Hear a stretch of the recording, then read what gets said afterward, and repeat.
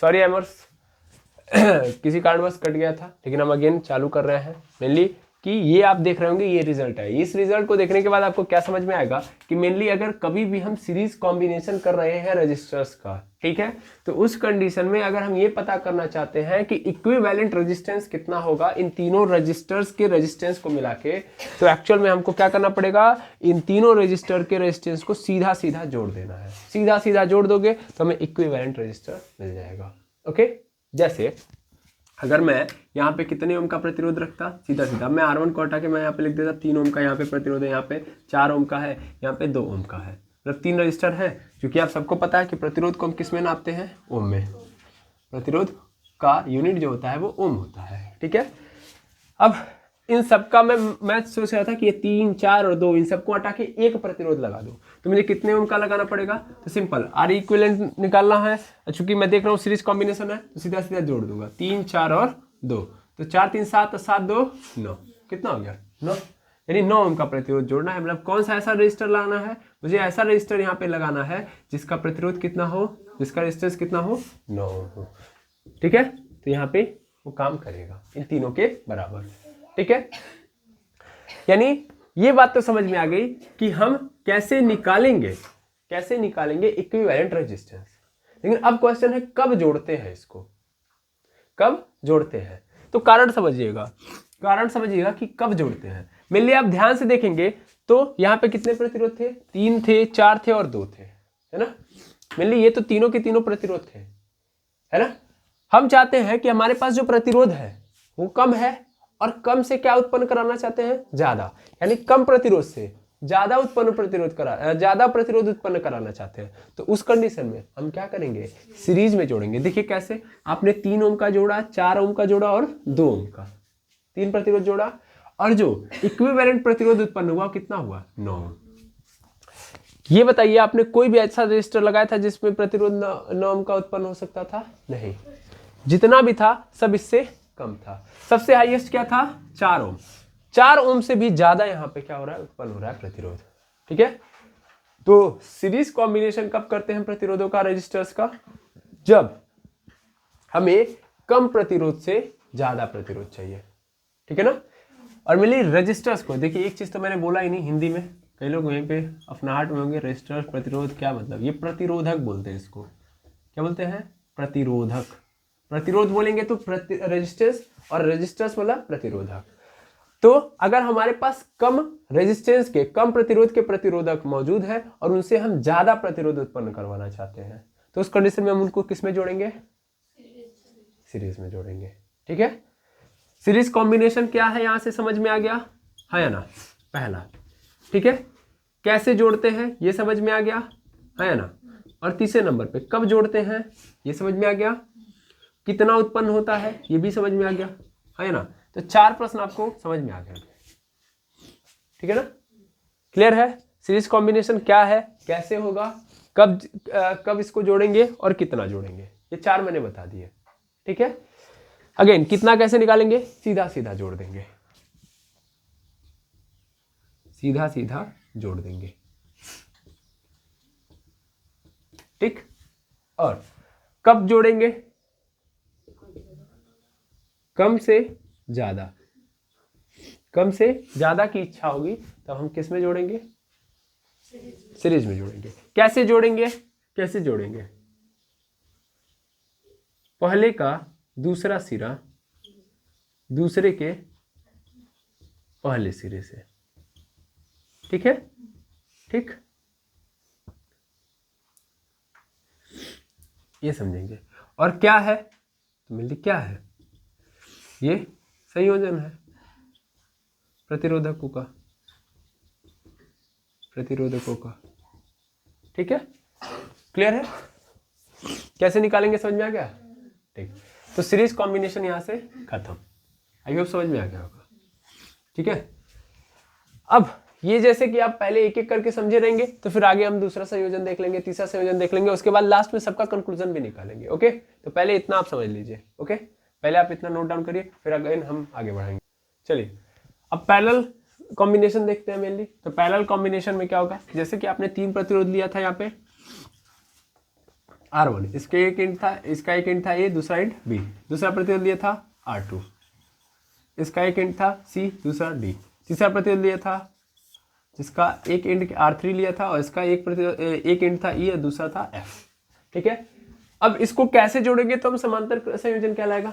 तो पहले में क्या था कि एक मतलब पहला फिर दूसरा फिर तीसरा, मतलब लाइन से जोड़ रहे थे। श्रेणी क्रम में कैसे जोड़े थे? लाइन से। लेकिन इसमें कैसे जोड़ेंगे? एक ऊपर फिर उसके जस्ट नीचे फिर उसके नीचे फिर उसके नीचे, इस तरीके से, समझा ना, यानी ऊपर नीचे जोड़ेंगे। इसमें कैसे जोड़ रहे थे? लाइन से। किसमें? श्रेणी क्रम में। श्रेणी क्रम में लाइन से जोड़ रहे थे। इसमें कैसा क्रम रहेगा? ऊपर नीचे। या इसी चीज को वैसे बोल सकते हैं कि इसमें हम कैसे जोड़ रहे थे? हॉरिजॉन्टल जोड़ रहे थे। किसमें? श्रेणी क्रम में। और इसमें कैसे जोड़ेंगे? वर्टिकल। वर्टिकल मतलब ऊर्ध्वाधर, ऊपर की ओर। तो सबसे पहला प्रतिरोध मैंने उठाया, सबसे पहला प्रतिरोध है मेरे पास R1, रख दिया। फिर इसके जस्ट नीचे, अच्छा जैसे लिखा है ना उसी को ले लेते हैं हम लोग, ये है ना, तो ऑलरेडी ये ऊपर नीचे रखा हुआ है, इन सबको पकड़ते हैं। अब मेनली ध्यान से समझिएगा, यहाँ पे आपकी बैटरी है, बैटरी, ये तो पता होगा, ये बड़ा और छोटा, ये बड़ा टर्मिनल प्लस वाला, ये छोटा वाला माइनस। अब देखिएगा यहाँ से पूरा का पूरा तार फैला हुआ है। अब होगा क्या, क्या होगा, होगा क्या, ये देखिएगा,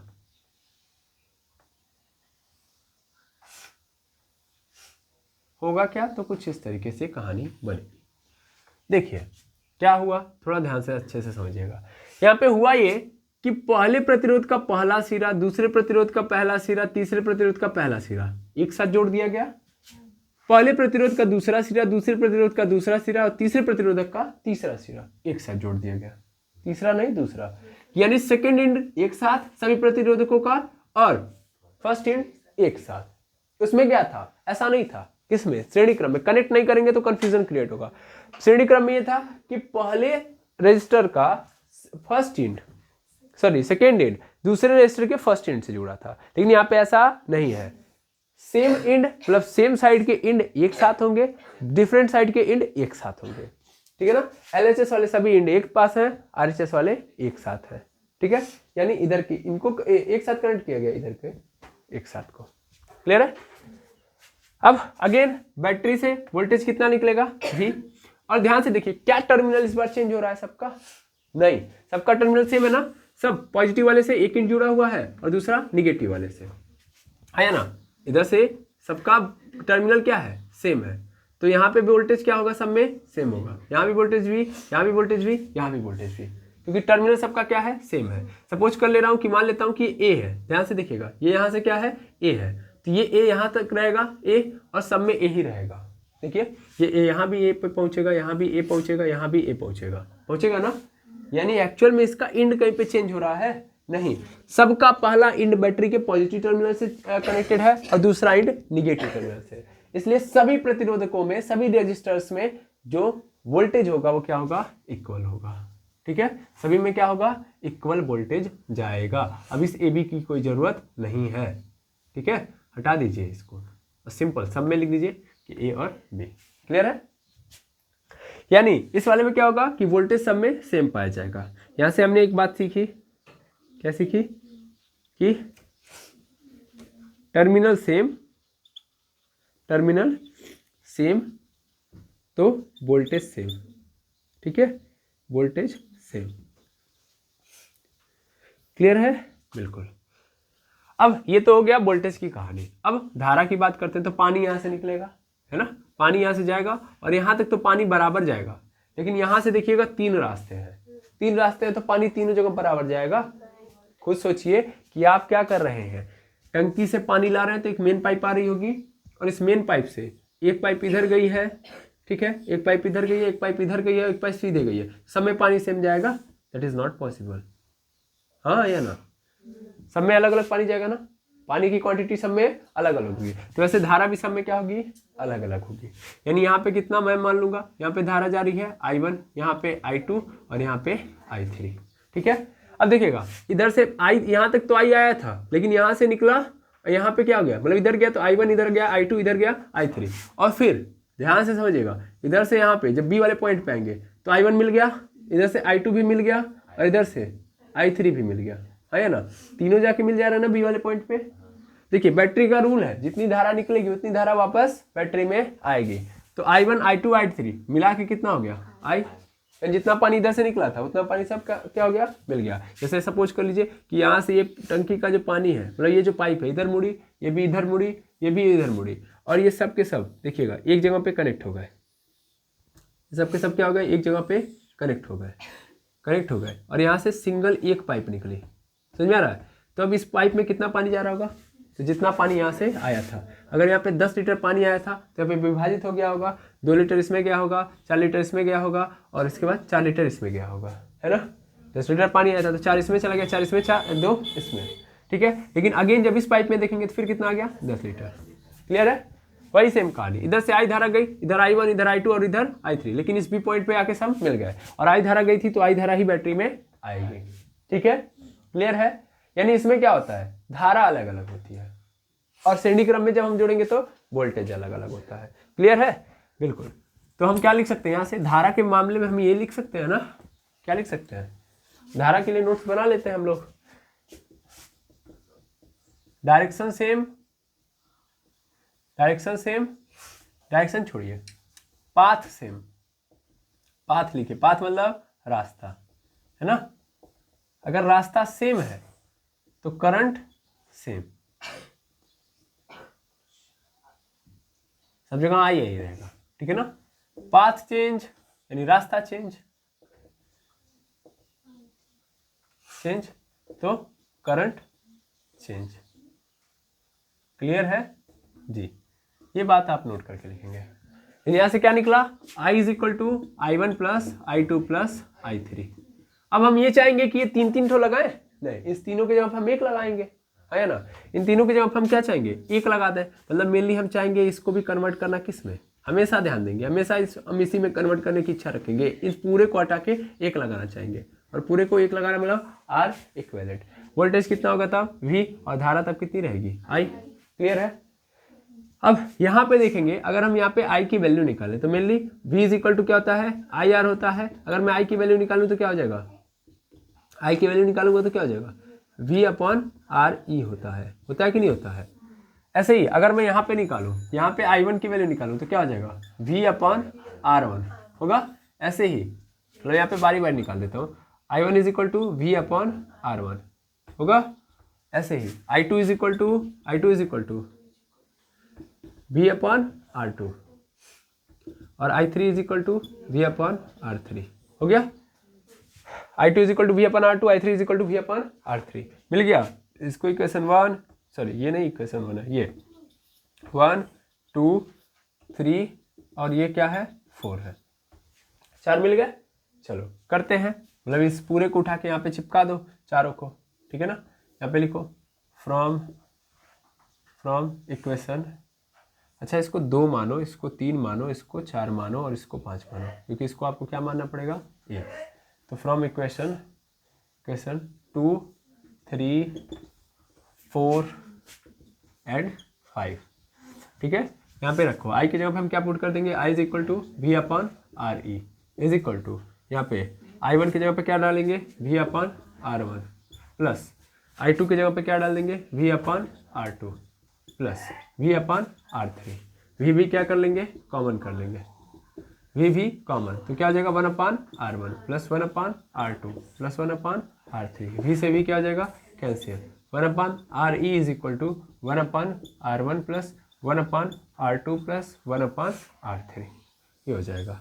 क्लियर है, आएगा समझ में। और ये निकल के आ गया हमको इक्विवेलेंट रेजिस्टेंस, ठीक है ना। कि अगर हम समांतर क्रम में रेजिस्टर्स को जोड़ते हैं, पैरेलल कॉम्बिनेशन करते हैं रेजिस्टर्स का, ठीक है, तो उस कंडीशन में जो इक्विवेलेंट रेजिस्टेंस होगा वो कितना होगा, तो एक्चुअल में उल्टा करके जोड़ दो, क्या कर दो, उल्टा करके जोड़ दो। सीरीज कॉम्बिनेशन मतलब सीधा सीधा जोड़ दो, और पैरेलल कॉम्बिनेशन मतलब उल्टा करके जोड़ दो। क्लियर है। तो यहाँ पे समांतर क्रम में इक्विवेलेंट रेजिस्टेंस कैसे निकलेगा, रेजिस्टेंस अगर आपसे कोई पूछे कितना, तो आंसर देंगे उल्टा करके जोड़ दो, उल्टा करके जोड़ दो, ठीक है, पहली बात। अब दूसरा क्वेश्चन, कब जोड़ेंगे, है ना, यहां से क्या प्राप्त होगा। तो एक बेसिक सा एग्जांपल देख लेते हैं, वहां से देख लेते हैं। मेनली हम मान लेते हैं कि R1 की वैल्यू कितनी है भाई, R1 की वैल्यू है 3 ओम, इसकी कितनी है 2 ओम, और R3 की वैल्यू है 3 ओम। ठीक है, इक्विवेलेंट निकाल रहा हूं मैं। देखिए पहले ये छाप लीजिएगा तब यहाँ पे आइएगा। अब यहाँ पे इक्विवेलेंट निकालना है, तो क्या करूंगा, उल्टा करके जोड़ देना है। 1/R1 मतलब क्या आ जाएगा, 3 को उल्टा कर दिया तो 1/3 हो जाएगा, 2 को उल्टा कर दिया तो 1/2 हो जाएगा, और 3 को उल्टा कर दिया तो अगेन 1/3 हो जाएगा। अब निकालिए, यहाँ पे 3 2 3 कैल्शियम लेंगे 6 आ जाएगा। यहाँ पे कितना हो जाएगा, यहाँ पे 2, यहाँ पे 3, यहाँ पे 2, कितना हो जाएगा 2 3 5 5 2 7/6। अब देखिए ये 1/RE का आया है, RE की वैल्यू निकालेंगे तो RE इज इक्वल टू क्या आ जाएगा 6/7 होगा, और 7 से डिवाइड कर देंगे 6 में, कितना आंसर आ जाएगा भैया 0 पॉइंट समथिंग आएगा, है ना, 0.7×8 = 56, 7×9 = 63, तो 8 बार में जाएगा, है ना। आई बात समझे, तो 0.8 ओम आया, कितना आया 0.8 ओम आया।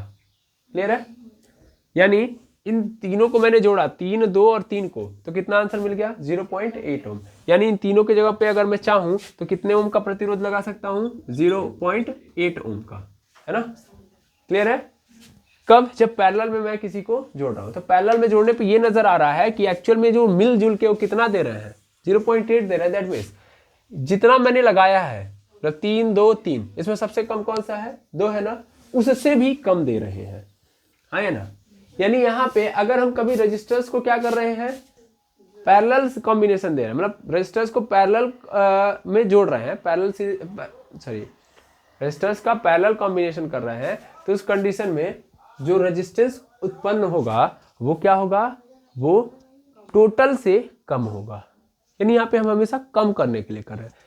सीरीज में क्या कर रहे थे, ज्यादा, यानी प्रतिरोध बढ़ाना है, जितना मेरे पास है उससे ज्यादा प्रतिरोध चाहिए तो सीरीज में जोड़ दो। और पैरेलल में क्या हो रहा है कि जितना मेरे पास है उससे मुझे कम चाहिए, 0.8 का नहीं मिल रहा मुझे, तो मेरे पास जो है उससे कम चाहिए अगर, तो पैरेलल।